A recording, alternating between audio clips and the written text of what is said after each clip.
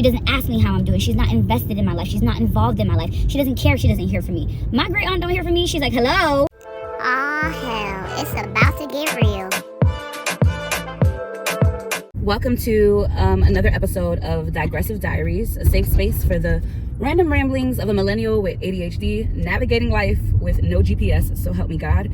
This is for the black sheep, the outcast, and the badass. Welcome home. This is not a regular YouTube channel. This is my life, so join now, stay forever, and be sure to like, comment, and subscribe. Welcome to what is now, I believe, entry 12 of Digressive Diaries. In this entry, I want to talk specifically about what it feels like to be invalidated by people you care very greatly for, and how hard it is to stand in the truth of who you know you are when you don't get that validation. I think this will break down validation in a lot of different ways. I think a lot of people will find this incredibly relatable because there is a heartbreak that you experience when people you want to agree with you, when people you want to understand you, when people at the foundational level you want to see you and hear you just don't. Told you guys in the previous entry about how difficult it was when I left Tati's house because I was going to be dog and house sitting for a dear friend of mine because she brought up my mom, right? Well, this time now I'm like about I think close to a week and a half or 2 weeks removed from being there, and it has been incredibly peaceful. I've had a lot of time for reflection. Coming back today, I had to get some clothes because I'm excited about some potential job opportunities. I believe I'm going to be on TV for some show that I'll reference in another what you call it, but I think we're going to be on TV, and I have some interviews and some things coming together. I will make that a separate episode. In this episode, I want to talk about this conversation that I just had with Tati.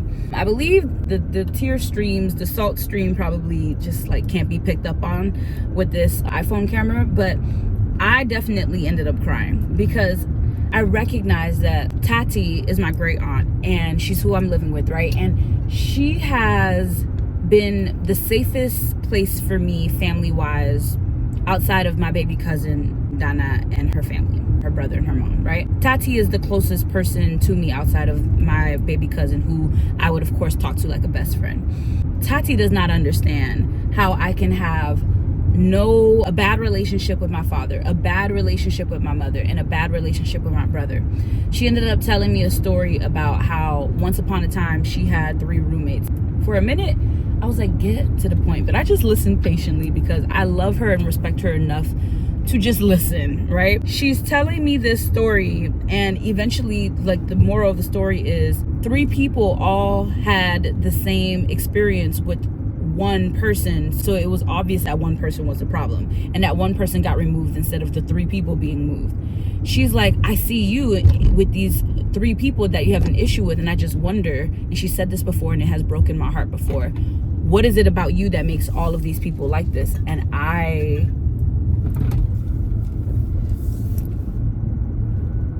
there is something so hurtful about not being seen. There's something so hurtful about having to explain your innocence to someone that has always experienced you and they see you day in, day out. And, you know, she ended up saying, you're the kind of person, if someone doesn't agree with you, you just go your own way and you just get upset and XYZ. She was like, you can't be wrong, and I'm like, that's crazy, because once upon a time that would have ate, except I don't even know what time that would have been, honestly, because I've always been the kind of person to accept correction and accountability.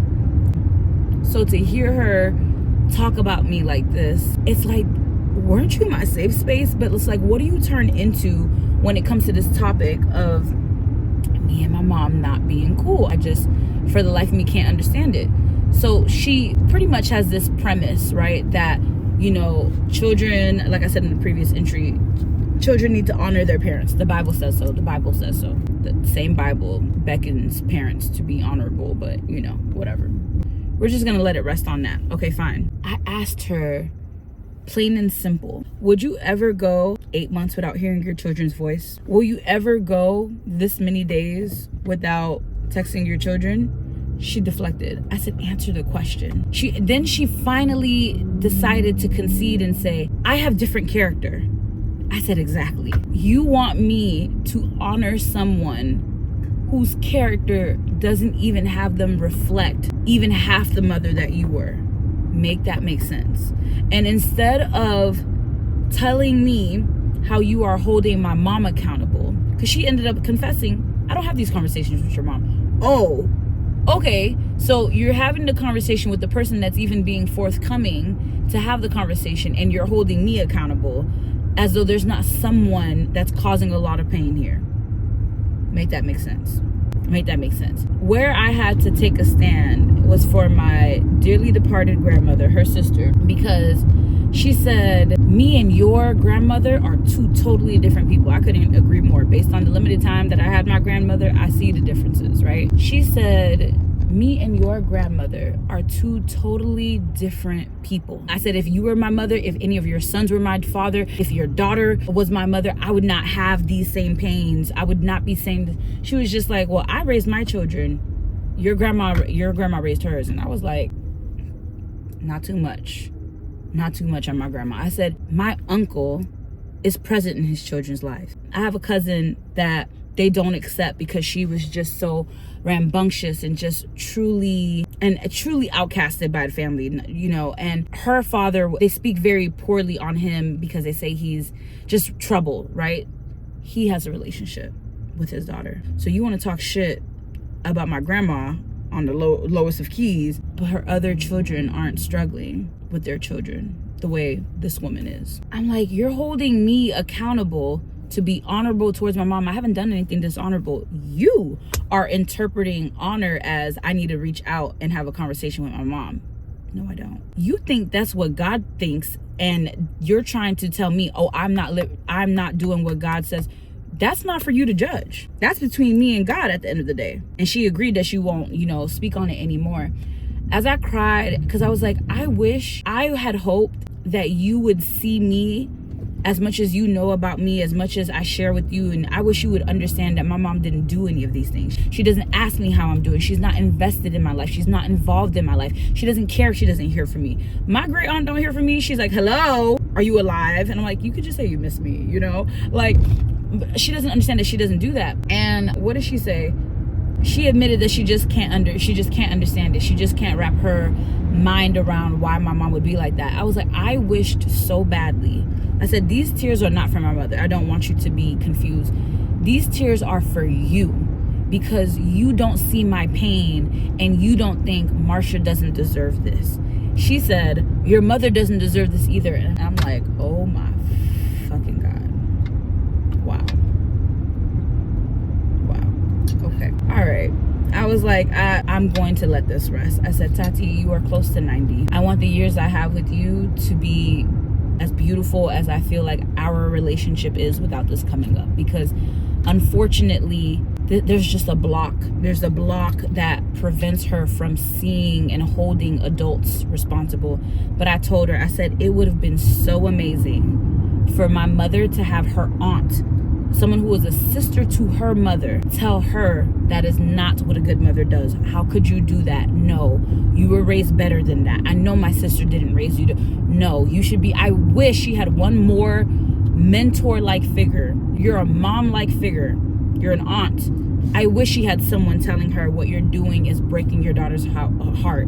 I will talk to her and I'll make sure she's receptive to you too, but you do your part. You're not even saying that to her. So tearfully, I spoke up for myself, and with her validation nowhere to be found, I decided I'm not bringing this up anymore. I said, I will not bring this up anymore because it hurts too much to not have you understand. I said, I'm so grateful, and I told her this, that I have other spaces where I am heard, where therapists understand me, friends understand me, and these are people who correct me and I listen to their correction. I'm talking to people who have my best interests at heart, who know my character. I'm not going to allow this to create tension in our relationship, and I will rest on that, and I will leave it at that. I will never bring it up again. I will never bring it up again. To be firm in what I believe when someone I care so greatly for just doesn't get it and won't get it. When I had that moment where I asked her, could you ever do this to your children? And she couldn't even answer, is because she knows that saying no and coming to terms with the fact that my mom is doing something that she would never do, she knows that she has to speak to what my mom is doing, and she's just, no one does that. No one holds her responsible. And this is how narcissists are born, ladies and gentlemen. No one holds them responsible. No one tells them about themselves. No one checks them. No one reprimands them. I could never be a narcissist because I've been corrected and I've stood the face of criticism and actually accepted it. For so long, I had to teach myself, you can actually also decide to believe in yourself. You can actually, no, that's not yours to take. I went upstairs. I got my clothing because I'm still staying at Sarah's house. I got my clothing and came back down. I said hey to Pop. Took a picture with him. He likes to have our obligatory pictures every time I see him or visit. And Tati grabbed me. I was giving her a hug and kiss, and I was like, all right. Because like I said, I'm moving on. I'm not going to let my mother get in the way of an actual relationship I have with substance, one where you care about my interviews and how well I'm doing. I'm not about to let that happen. She grabbed me and she said, listen, I don't want you to leave like this because I love you and I just want you to be happy. What would make me happiest is if she took time to understand me and say, I see the hurt. I'm sorry. Your mother does need to be held responsible. It isn't fair that you keep having to reach out to her. And I'm sorry for ignoring the large part of everything you've been saying over the past XYZ years. But that's not going to happen. So now my happiness comes from knowing that without someone that is so important to me validating me, I am enough. My confidence in myself is enough that I don't have to discuss it anymore. It's not up for discussion. I told her, let whatever happen be between me and God. Whatever, because she brought up pride and she thinks I'm mad at my mom. I don't give a fuck. I can't give a fuck about my mom. I just don't care enough to reach out. That beef requires mutual energy and vitriol. I don't have it. My mom could write me today and I would be like, hello. I have nothing. That's why I let her know these tears were not for her. They were for you because I actually love you. And I had more hope. But now I'm letting that rest and I'm coming to terms. I'm accepting what this is. She mentioned pride. I said, and guess what? That whatever she got going on that causes her to be like this, that's also between her and God and has nothing to do with me. I'm leaving that. I'm walking away with peace and peace of mind that I don't need anybody's backing for what I feel and what I've experienced. I can try to explain it. I can try to paint it.